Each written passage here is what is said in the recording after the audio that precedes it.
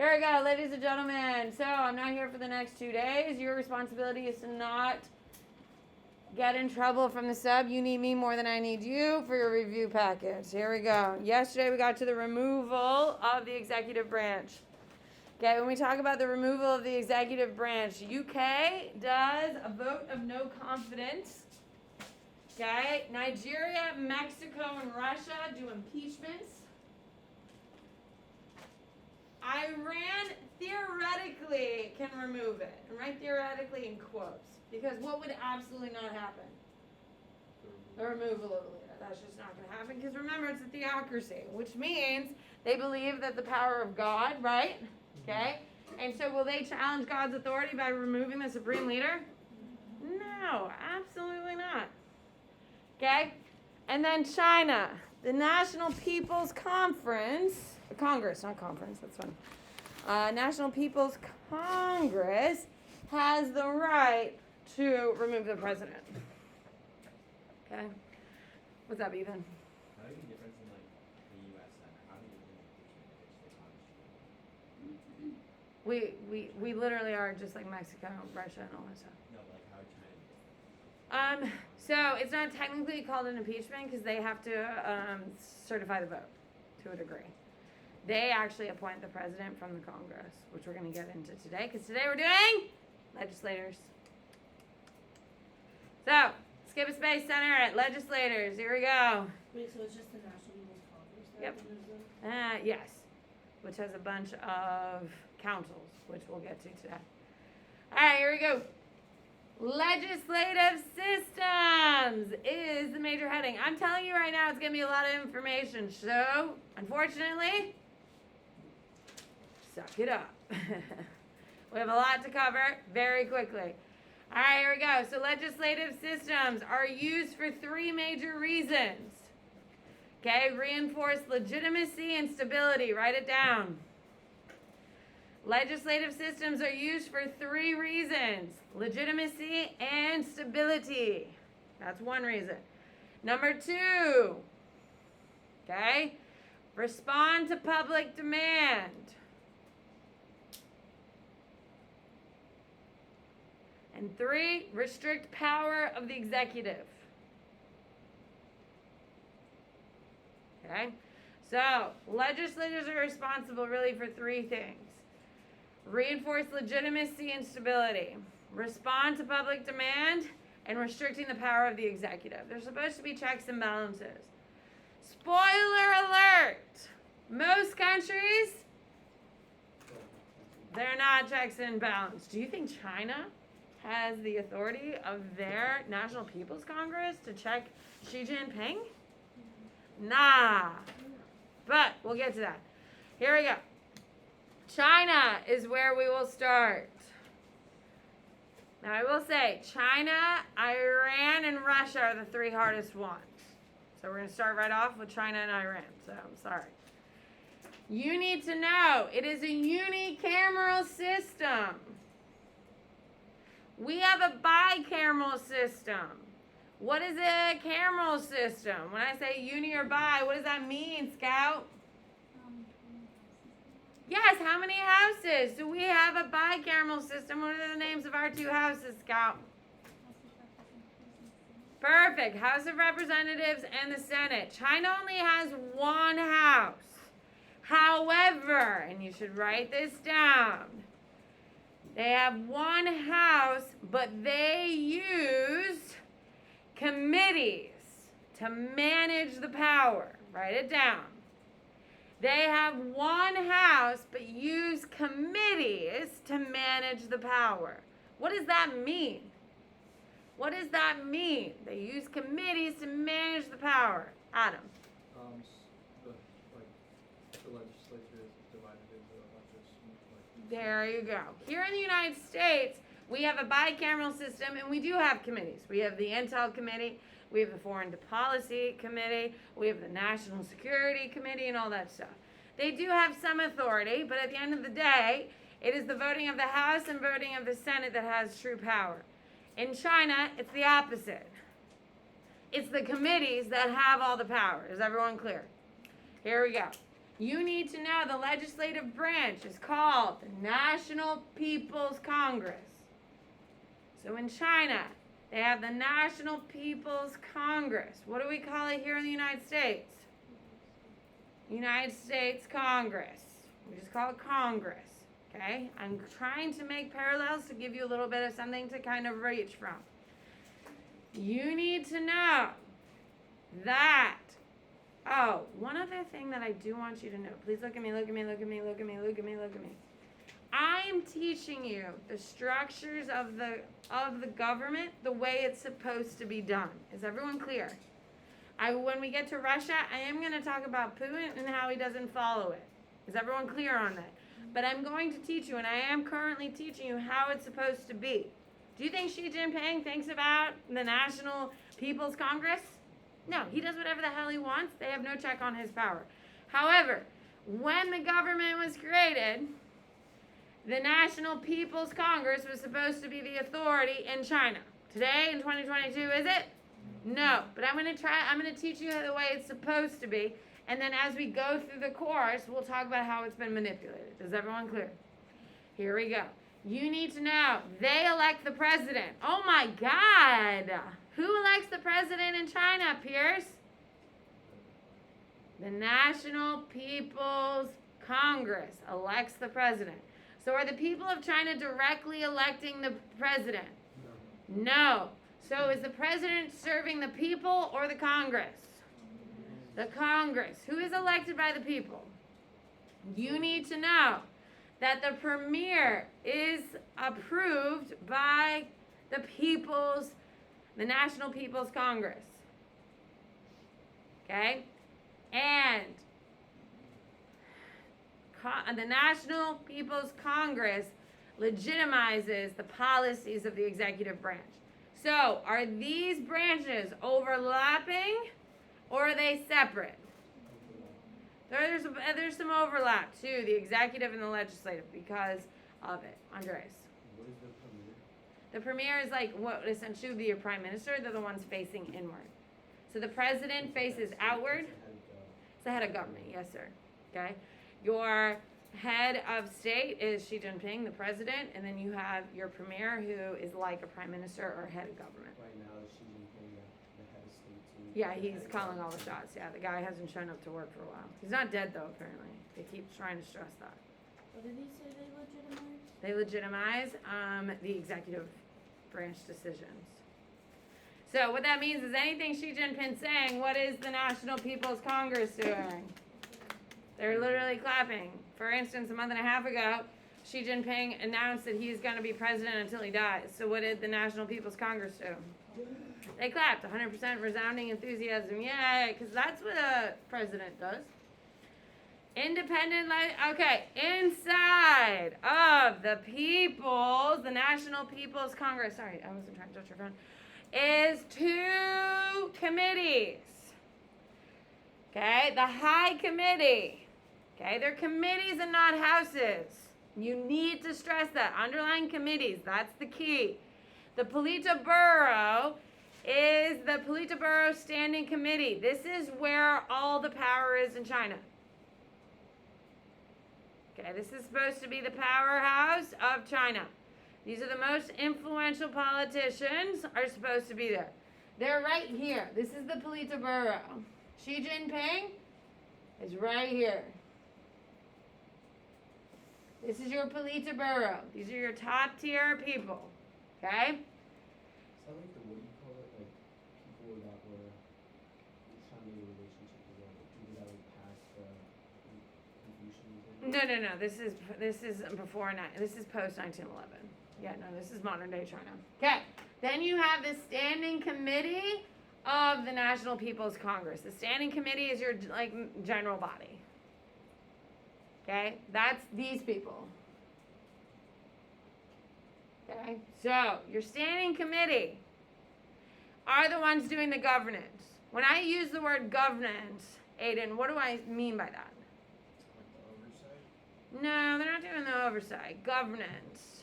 What does that mean, Meriwether? When I say this group of people is doing the governance, what does that mean? What word should you be able to recognize in governance?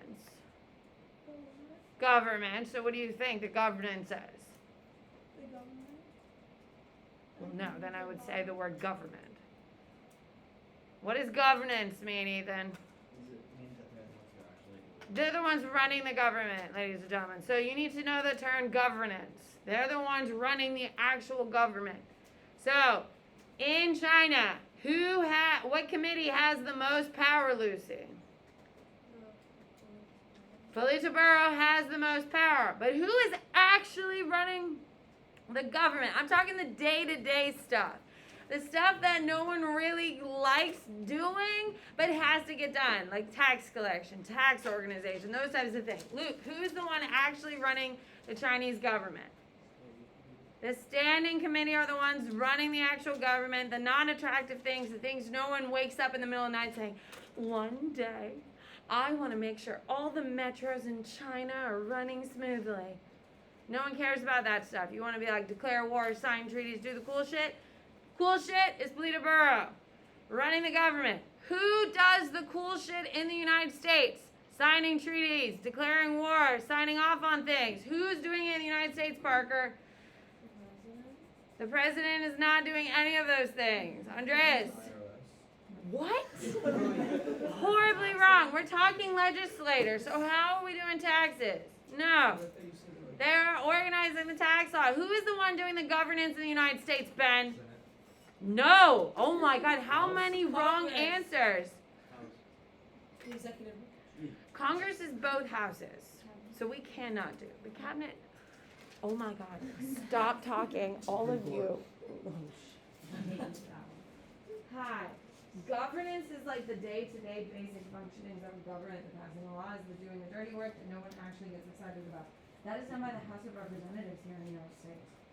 Okay? No one wakes up and says, I want to be a representative. It's not that exciting because you think of the cool shit that the senators are doing, the fact that they get to do foreign diplomacy, all the cool shit. Are they important? Yes, I'm not saying they suck or anything like that, but it's not like, yeah, this is why I'm in politics, so I can like sign a bill about sewage drains. And you know what I mean? They're doing the basic functions of the government as the House of Representatives. In China, it's a standing committee. The Senate is the one signing treaties, having direct influence, doing all the diplomacy, looking at the big budget spending, what the focuses of the government. They're doing the cool shit. That is a Politburo, yes? Like the Senate. Yes, the Senate's doing the high-level, big-picture stuff, while the House of Representatives is actually running the government. Oh my God. Are we okay? What? Are those all elected positions? Yeah. They're supposed to be. But if you're the leader of China and you really like Lulit and no one else likes Lulit, so he's not going to get elected, you're going to be like, Lulit's now in the Politburo. And everyone's like, wow, what a guy. Congrats, you're in it now. Okay, Iran, here we go. Iran, ladies and gentlemen, you need to know, as I fall off my chair, it is a theocracy. Every time we mention Iran, you should mention it's a theocracy. What is a theocracy, Kate? Ruled by religion. It is ruled by religion, and in Iran's case, what religion is it? Islam, yes. Okay. So it is a theocracy. You have to know that because that theocracy is going to keep coming up in Iran. Now, just taking a little gander, things easy or tricky? There's a lot of moving parts in Iran. In the United States, we have 3 branches of government. The legislative branch does its own thing, checks power, all that stuff. Here in Iran, it gets a little wackadoodle. It's all over the place. Okay? It gets a little confusing. I'm going to walk you through it. Here we go. You need to know that it is unicameral. Write it down. Unicameral means what, Wesley? It means there's only One house. One house. Perfect. But he's pumped about it as well. You need to know that one house is called parliament. In Iran, they have a parliament. Okay? Now, the legislative branch has 3 opportunities. That's his stupid kettle ball. I mean his wonderful kettle thingy. Kettle bell. God damn it, I did know that one. Anyway, okay. You need to know that there are 3 opportunities for people to vote. You vote for the Assembly of Experts. And by the we, who is it? It's men. It's just the men of the country. It's not known for its progressive forward agenda. Okay, you need to know there's 3 ways to vote, Lucas. The Assembly of Experts, Parliament, and for President. Look, Assembly of Experts, Parliament, and President. Okay, a clarification that I need to make. In Iran, you have the president who is in charge of the legislative branch. Then you also have a supreme leader who's appointed for life, which we'll get to how they're appointed. Okay? So if you're thinking, shouldn't this be a semi-presidential system? No, because they're not, the highest position is not a president. It's not a president. The highest position in Iran is a supreme leader. So now let's talk about the different positions. So we know that the men in Iran are voting for 3 things: the Assembly of Experts, Parliament, and the President.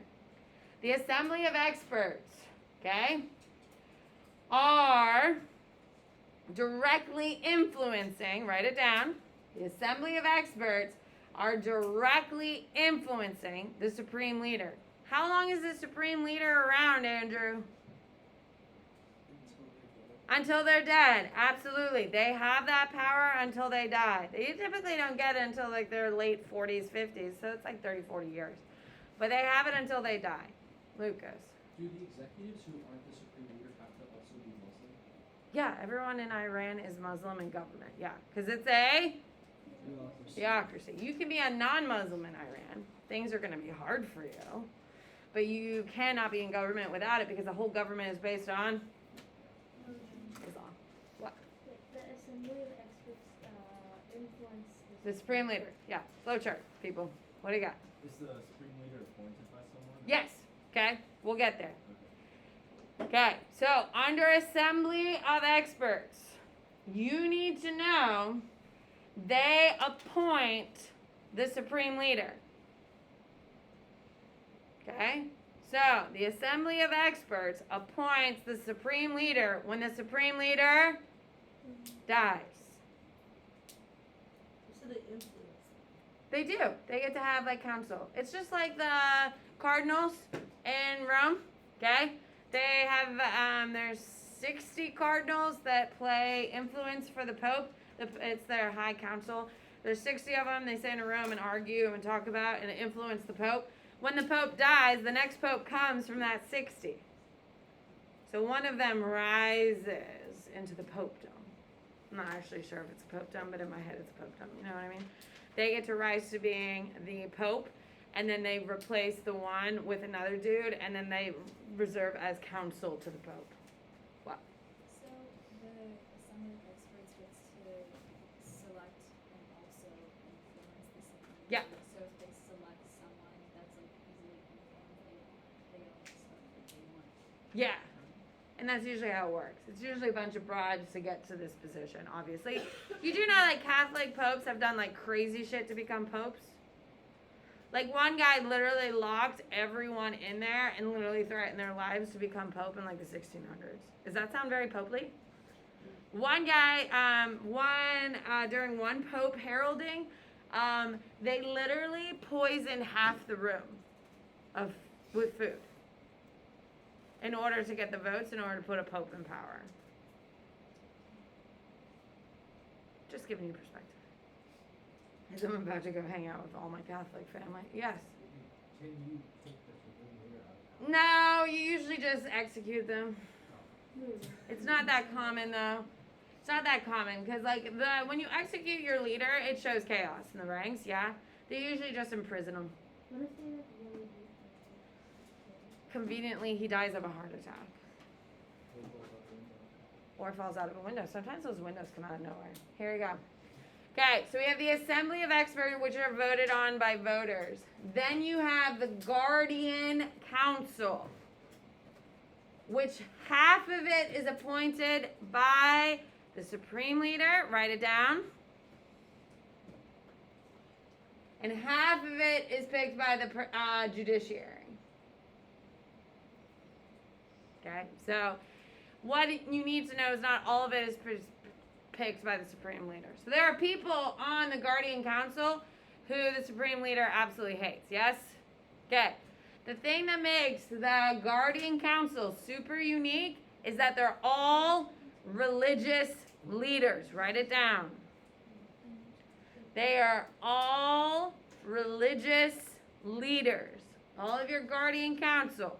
They are religious leaders in Iran. They are making sure, and you need to write this down, that the government is supporting Sharia law. That the government is supporting Sharia law. What is Sharia law, Andreas? Oh, don't do this to me. Yeah, dude. It's being based off religion, but it's like something What religion do you think it is? In Iran, Islamic. Islamic. Yes, it's a law code based off of the Quran. Write it down. Sharia law is a law code based on the based on the Quran. Okay, so the legislative branch. You have parliament that is filled with people voted for. You have the Assembly of Experts, which people vote for. And then you have a president. Now, the legislative branch is filled with the Expectancy Council, which is trying to, okay, we haven't gone here yet, so you do need to know this is a bicameral system. What do you got, Ethan? So with Sharia law, doesn't that mean that the Supreme Leader should be like a Senate on it? No, because they're waiting for it, because he's not a caliph. He's a supreme leader, not a caliph. Because it's only the caliph is the leader of it, but he's been touched by Muhammad. That's what gives him the supremeness. Anna. I thought it was a unicameral. It is. I mixed mine up. Yes. Okay, it's a unicameral system. Now, we have the Guardian Council, which is a bunch of religious people, yes? The religious experts. Then you have the Expectancy Council. This is a mix of religious leaders and politicians. So, you have people who are hardcore religious people and just like regular people. Okay? All of the regular people in Iran are going to be Muslims. Muslims are the only ones allowed in the government because this whole government is run on Sharia law, yes? But they are not professional Muslims as in professionals of the book of Quran. This is not what their expertise is. Their expertise is politics. Okay? So, you need to know the Expectancy Council is appointed by the Supreme Leader. And they're a mediary. They're supposed to work between the government and the religious to get things done. They're supposed to work between the government and the religious leaders to actually get things done. Now, here in 2022, a lot of the modern day problems, do you think they're solved by historical religious solutions? Not a ton, okay? So this is where the religious leaders are going to put their heels in the sand and say, no, it's changing too much. And the politicians are like, oh my God, we got to do this, we got to do this, we got to do this. It's the Expectancy Council that's supposed to mediate both of them and come up with a solution. Who do you think is the most influential group of men in Iran? The Expectancy Council. They're the most influential. They have the most pull. Because if it clears the Expectancy Council, it goes through the Supreme Leader. Okay, lots of things die in the Guardian Council. Okay, Parliament is like kind of a joke. It's the Expectancy Council where they're trying to do this Sharia law, modern day problems kind of thing and kind of balance it off. Okay. There we go. Did we enjoy Iran? It's a lot. Okay, the president. I just want to clarify. They're in charge of the legislative branch. Okay, they are dealing with all of the governance of Iran. What does governance mean, Meriwether? Like the Oh, my heart is breaking. Did you hear? Did you hear a crack right there? running government. The running of the government, Meriwether. The nuts and bolts running of it is run by the president because the supreme leader is worried about the religious kind of component, and he's worried about like the state, like head of state things. What do you got? So the president is head of president? Yes. Okay. Mexico. You'll like Mexico. Mexico is easy for us to process. It's very simple. Okay, the legislative branch of Mexico. You need to know it's a bicameral system, which means how many houses does it have? 2. The lower house. The lower house is called the Chamber of Deputies. Dun, dun, dun. Do we not like that one? I think it's pretty cool. It's better than the House of Representatives. It's the Chamber of Deputies. They're doing the governance. Meriwether, what is a governance?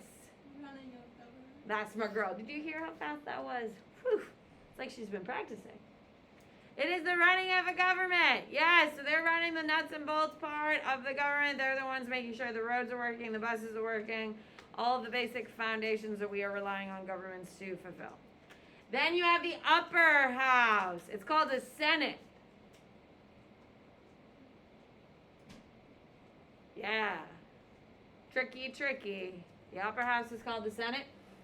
You need to know that it appoints to the Supreme Court, it confirms appointments to the Supreme Court. Oh my God, what does that sound like? United States.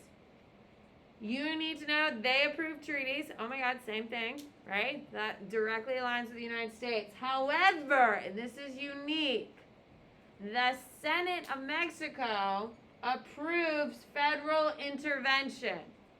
Hot damn. What does a federal intervention mean? Let's go, Ty. What do you think a federal intervention means?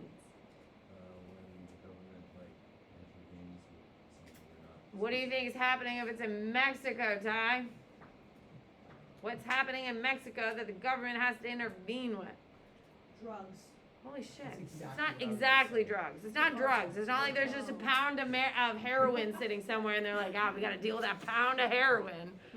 What is the actual problem in Mexico, Ty? It's not the drugs. Housing. They're not gangs. Violence. It's the cartel, Ty. It's the cartel. The cartel are the ones running the drugs.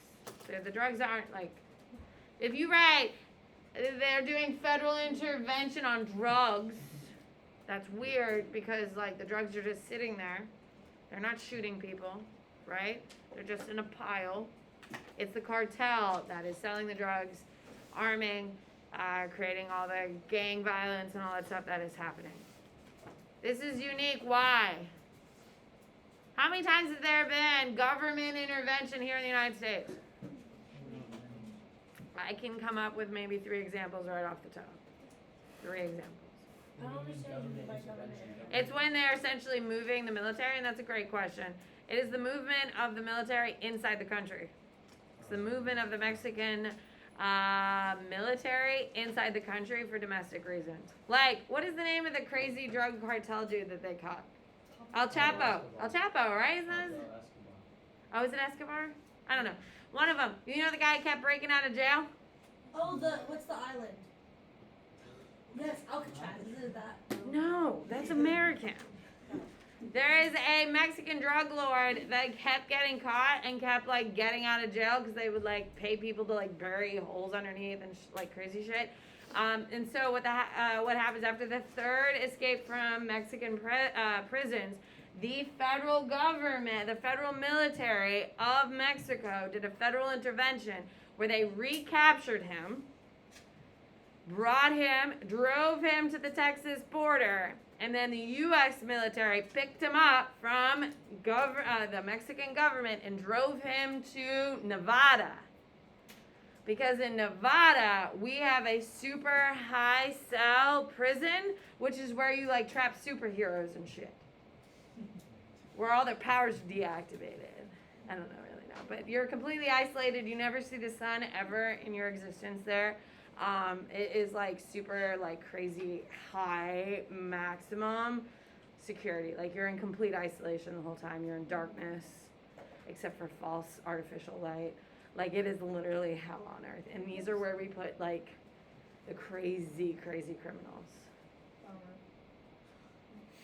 I don't know where he lives now. Does he live? He's dead. Got killed. I don't know. I don't watch those stupid shows. It's not stupid. It was so good. Okay, so we are done with Mexico. So clearly, if they have a federal intervention policy with the legislative government, is this a problem for Mexico? Yes. Okay, Nigeria's legislative branch. It is bicameral. So it has... There you go. The lower house is called the House of Representatives. Will that be tricky for you?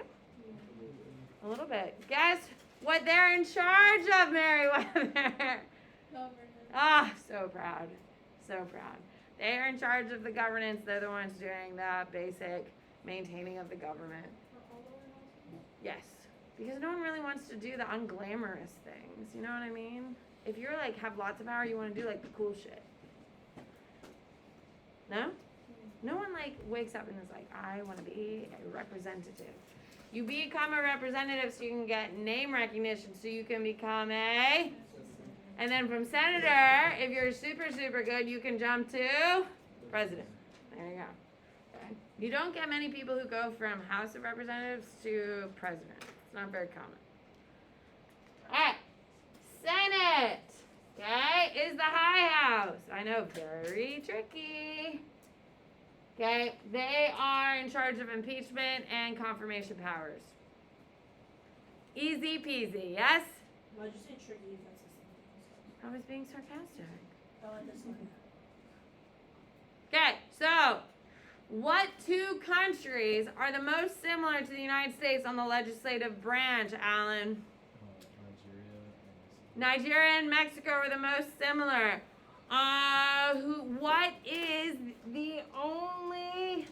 What are the two unicameral systems that I've taught you so far? Barker? Iran? In China. There you go. Iran and China have a one-cameral system. What unicameral system does everything by committees, Luke? China. There we go. All right, here we go. Russia. Huh? Good. I hope you enjoy it. That's all we did for Nigeria. Yep. Bicameral. So it has two houses. The lower is called the Duma. The upper is the Federation Council. We'll have to pick up. Goodbye. Isn't it interesting? Then why did you take this class? You like this class, you just don't find it interesting? I like the history, like weird stuff. Like the killings? No, like That's what I like. I like the killings. Bye, I'm eating food. okay. Sorry. Thank you. Bye, Kay. Have a good day, girl. Wait, how do you want me to turn the quizzes? You write them on a separate sheet of paper and put them in the box? Have fun in Boston. Oh, I'm looking forward to the food, girl. Yes. Can I do that tomorrow?